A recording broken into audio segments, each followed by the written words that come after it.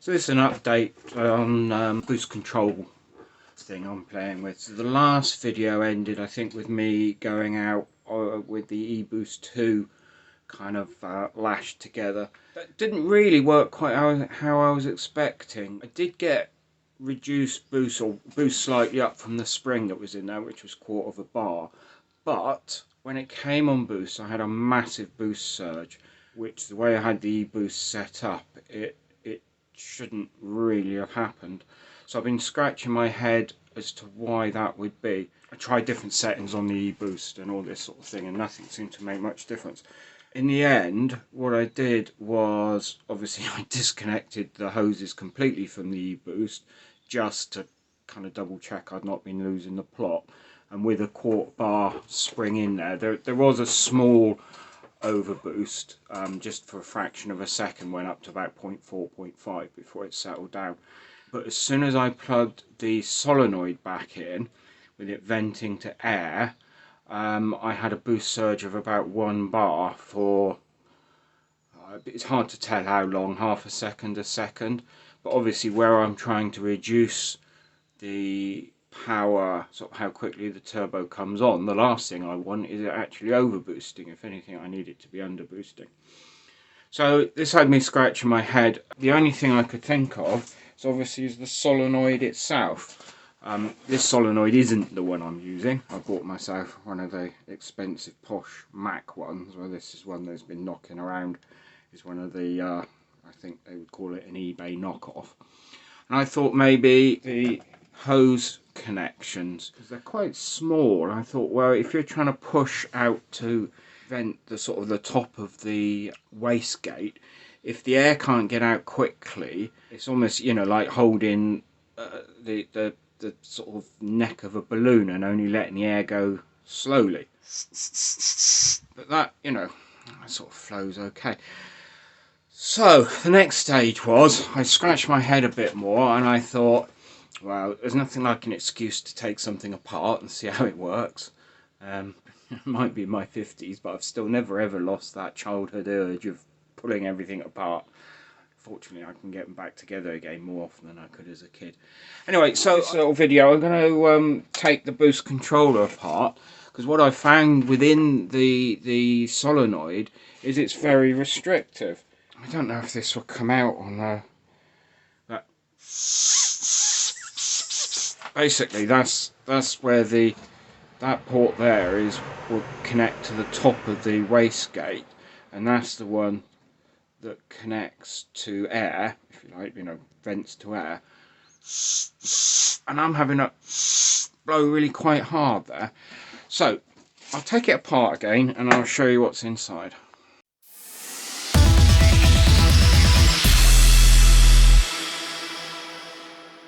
So I've just said on the video there that I'm going to show you the insides of the solenoid and how it works.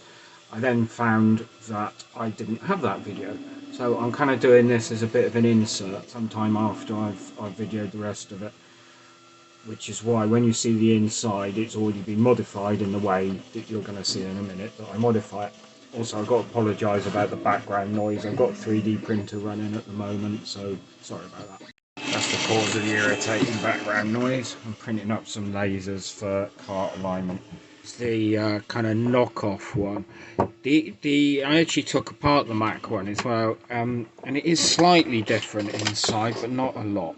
So if I just take this apart, basically there's two screws in the top and 2 in the bottom, kind of hold the whole thing together in a kind of sandwich.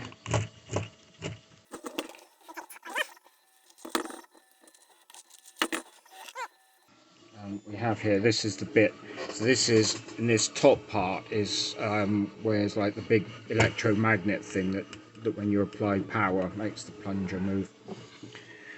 Then inside we just have this sort of chamber. So if we take the bottom off, what we find is we have a very similar chamber .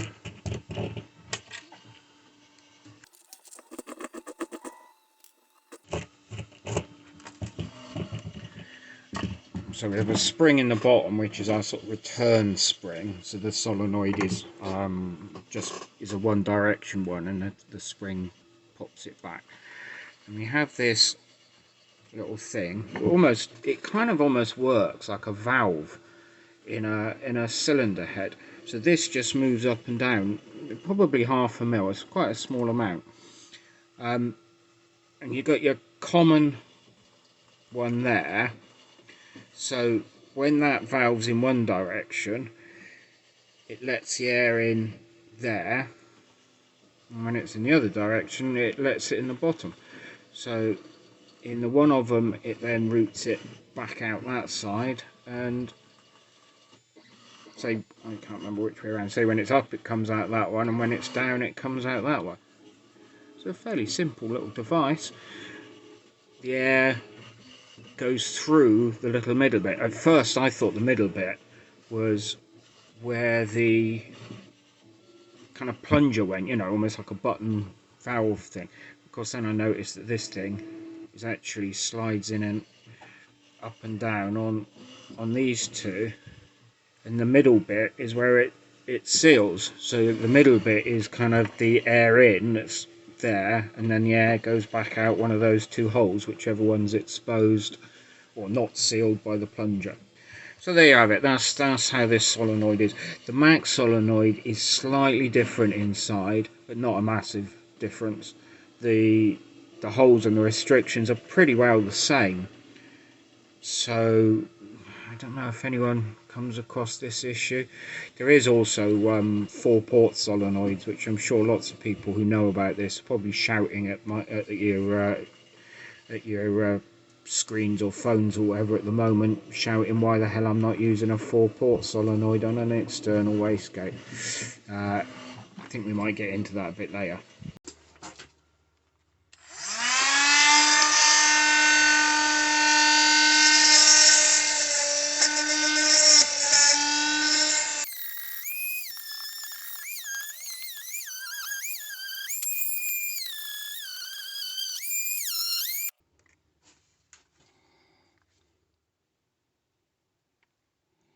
So that's all back together. Got our 2 hose connectors on there, not blocking anything up. If you ever get one of these, actually, just as a just so you know what's what on here, you'll see the ports are normally marked. Sometimes they're numbered. These cheapy ones are actually labelled a bit better. So you got COM on that one, which is common. So basically that means that one is connected to either that one or that one, depending on which way the solenoid is. That says no, or NO, which means normally open, and that one is NC, normally closed. So what you want to do is have that one connected to there when there's no power on here. So if this fails, or your boost controller fails, it's always going to fail, so it's venting to air. This is only with an external wastegate, by the way. So it's venting to air, and you are not going to get a massive overboost. You'll be hopefully back on spring pressure.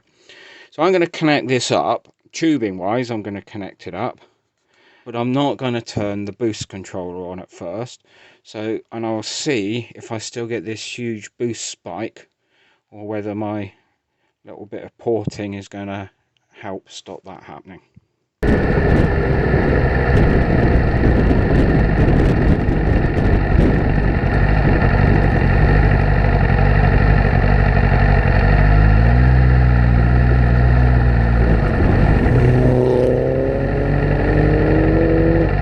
Over in a lay-by and Port Stonehill, just had a nice egg roll, trying to work out what's going on. So with connected like that, we're getting an overboost. I pull that hose off so we have no connection at all. We've just got spring pressure, no overboost. So I'm sure it can't be the pipe itself, but just in case, I'm going to put the pipe on, but no solenoid. I don't know, I think maybe the overboost is a bit less than it was, but I don't know. Let's see anyway, I'm a bit confused. So, I can't see any way that that's going to restrict, but I'm starting to grab at straws now. Let's give it a go. So after that run out, I've taken this apart again. and you can see it's obviously, let's use a little pointer,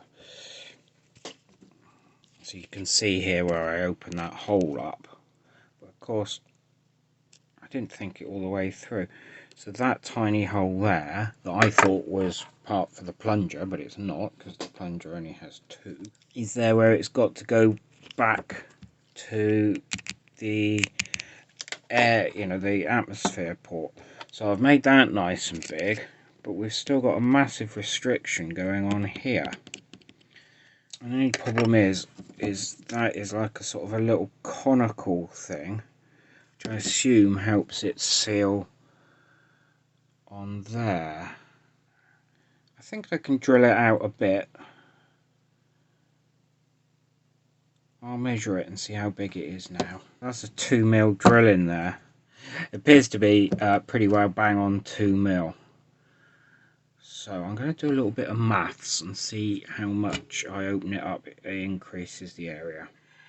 So using good old Google, because I'm being lazy, with a radius, the diameter of 2mm, so radius of 1mm, we've got an area of 3.14. If we go out to 3mm, you can see we over double the area, which I think will mean we over double the flow rate. I think there's plenty there to go to do that. Let's even go all the way to 2. Actually, I've got a 3.5mm drill, so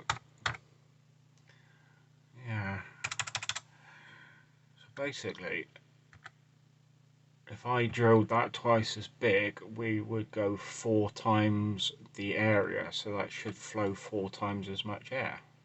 Basically, with this solenoid, I realised that you've kind of got two symmetrical sides. One flows to one gap and one to the other. So the one that's causing us the problems is to the normally open. So I've drilled that out a fair bit. You can see I've just deburred that little hole.